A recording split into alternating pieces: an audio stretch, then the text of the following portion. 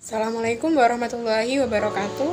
Perkenalkan, saya Nurmatul Ummah dan rekan-rekan saya ada Dea Putri Amalia dan Syahrul Alamsyah, di mana kami dari kelompok 3 akan menjelaskan tentang ilmu maki dan ilmu madani.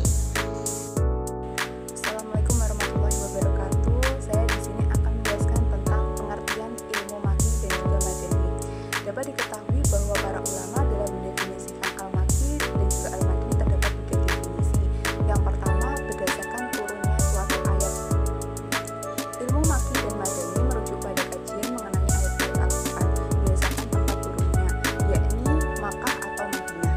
Pengertian dan pembagian ini penting untuk memahami konteks dan latar belakang wahyu yang diberikan kepada Nabi Muhammad SAW.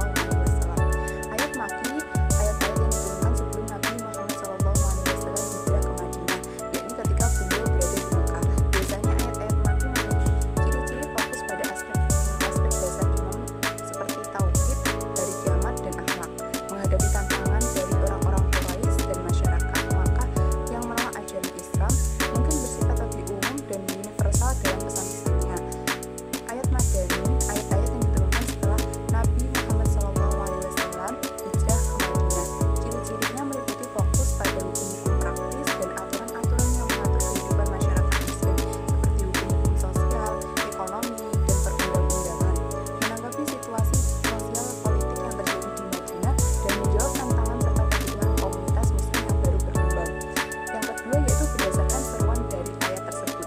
Pengertian al-maki dan al-madani dalam konteks seruan ayat merujuk pada ayat-ayat Al-Quran, memanggil atau menyeru umat manusia berdasarkan tempat turunnya ayat tersebut. Dalam hal ini, seruan atau panggilan yang dimaksud ialah jenis pesan atau ajakan yang terkandung dalam ayat-ayat tersebut. Ayat maki adalah ayat yang diturunkan di Makkah, seringkali mengandung seruan atau ajakan yang bersifat umum dan universal. Mereka seringkali menyeru pada keimanan, tauhid atau keyakinan akan keesaan Allah serta kehidupan yang saleh. Contohnya banyak ayat maki yang menyeru kepada keimanan kepada Allah dari hari akhir serta perintah untuk berakhlak mulia. Contohnya misalnya dalam surah Al-Fatihah yang merupakan salah satu surah maki. Ayat madani, ayat-ayat yang turun di Madinah seringkali mengandung seruan yang lebih spesifik dan juga praktis, berkaitan dengan tata cara kehidupan beragama dalam masyarakat Muslim seperti hukum-hukum sosial, ekonomi, dan juga politik. Ayat-ayat ini memberikan petunjuk mengenai cara-cara praktis dalam mengatur kehidupan sehari-hari serta interaksi sosial dalam komunitas. Contoh seperti dalam surah Al-Baqarah yang banyak berisi peraturan dan hukum untuk masyarakat Muslim, mulai dari hukum-hukum pernikahan hingga aturan-aturan muamalah. Yang ketiga yaitu berdasarkan waktu turunnya. Pengertian al-maki dan juga al-madani berdasarkan waktu turunnya merujuk pada pembagian ayat-ayat Al-Quran yang diturunkan sebelum dan sesudah hijrahnya Nabi Muhammad SAW dari Makkah ke Madinah. Pembagian ini penting untuk memahami konteks sejarah dan pesan yang terkandung dalam ayat-ayat tersebut. Ayat maki, ayat yang diturunkan sebelum hijrah Nabi Muhammad SAW ke Madinah, yakni selama beliau berada di Mekah. Fokus utama menekan pada ajaran dasar agama seperti tauhid atau keesaan Allah, keimanan kepada hari kiamat, serta akhlak dan moralitas. Menanggapi penolakan dan perlawanan dari masyarakat Quraisy serta orang-orang kafir di Mekah. Contoh surah yaitu surah Al-Ikhlas, surah Al-Falaq, dan surah An-Nas. Ayat madani, ayat-ayat yang diturunkan setelah hijrah Nabi Muhammad SAW ke Madinah, yakni selama beliau berada di kota Madinah. Fokus utama yaitu menekan pada hukum-hukum praktis, aturan sosial, dan tata kelola masyarakat Muslim, mengatur kehidupan masyarakat Muslim yang baru terbentuk di Madinah serta menghadapi tantangan sosial dan politik yang ada di komunitas Muslim, menyediakan panduan hukum dan aturan yang diperlukan untuk membangun masyarakat. Contoh surahnya yaitu surah Al-Baqarah, surah An-Nisa adalah contoh dari ayat-ayat madani memberikan berbagai hukum dan aturan untuk kehidupan masyarakat Muslim. Di sini saya akan menjelaskan tentang bab perbedaan antara ilmu maki dan ilmu madani. Yang pertama yaitu adalah berdasarkan turunnya. Ilmu maki diturunkan di Makkah, di wilayah Mina dan Arafah, sedangkan untuk ilmu madani sendiri diturunkan di wilayah Madinah, di daerah Uhud, Kuba.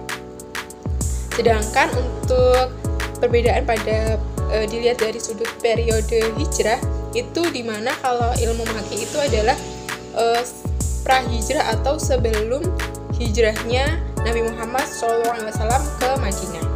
Sedangkan untuk ilmu madani sendiri itu diturunkan pasca hijrahnya Nabi. Kurang lebih Rasulullah itu berdakwah di Mekah selama 13 tahun sebelum memutuskan hijrah ke Madinah, di mana beliau itu sering bolak-balik Mekah Madinah pada Haji Wada, Uhud, Hudaybiyah, Fathul Mekah, di mana meskipun ayat tersebut turun di Mekah, tetapi jika periodenya itu setelah hijrahnya Nabi, maka ayat itu disebut sebagai ayat madani, seperti itu. Lalu objek ditujukan, dimana kalau ilmu maki itu adalah ditujukan pada orang-orang Mekah, sedangkan untuk ilmu madani itu ditujukan pada orang-orang Madinah.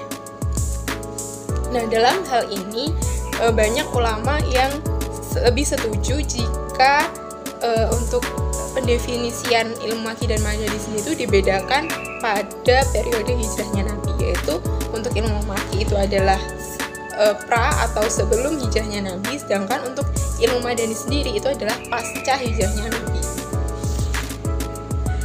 Lalu ada juga ciri dan karakteristik, dimana kalau ilmu maki ini terkait dengan fondasi beriman seperti tauhid, sedangkan untuk ilmu madani itu adalah seperti hukum-hukum terapan seperti fikih dan muamalah. Lalu pada ilmu maki juga itu sering muncul kata ya ayuhan nas, terus ayatnya pendek-pendek.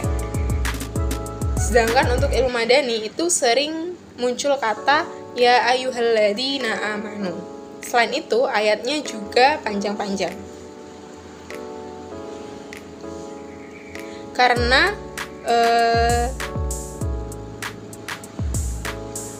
setelah pasca hijrah itu lebih sering muncul kalimat beriman ya ayyuhalladzina amanu itu tadi sebelum kata kita untuk bertindak, karena sejatinya setelah orang tersebut beriman, maka pembuktian pada imannya adalah dengan menerapkan keimanannya dalam kehidupan sehari-hari, seperti bermuamalah dan berinteraksi, seperti itu.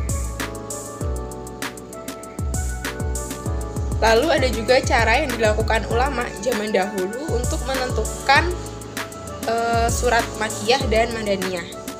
Yang pertama yaitu adalah manhaj samai anakli atau sima, yaitu berdasarkan riwayat sahih dari sahabat atau tabi'in yang mengetahui persis turunnya ayat tersebut, kapan dan peristiwanya apa.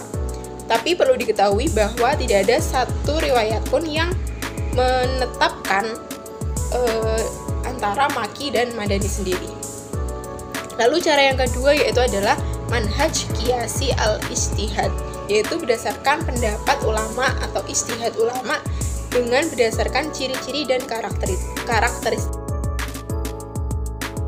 Manfaat dan arti penting mempelajari ilmu maki dan madani.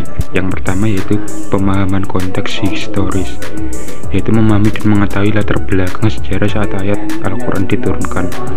Yang kedua, aplikasi hukum yang tepat, membantu dalam memahami perkembangan hukum Islam dan metode dakwah yang sesuai dengan Al-Quran dan Nabi Muhammad SAW.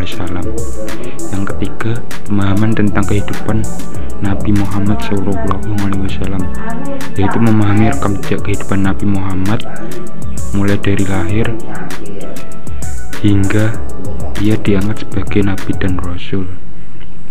Yang ketiga yaitu inspirasi spiritual dan moral, memahami karakter Nabi Muhammad SAW dan dapat menerapkan dalam kehidupan sehari-hari. Yang kelima yaitu peningkatan keterampilan tafsir, pemahaman mendalam tentang perbedaan ayat-ayat yang diturunkan di Makkah dan Madinah untuk memahami konteks sejarah dan linguistik wahyu Al-Quran. Yang keenam yaitu pemahaman keterampilan komprehensif, dapat menganalisis mendalam tentang konteks tema dan gaya bahasa ayat-ayat Al-Quran, serta dapat mengidentifikasi ciri-ciri ayat Makki dan Madani.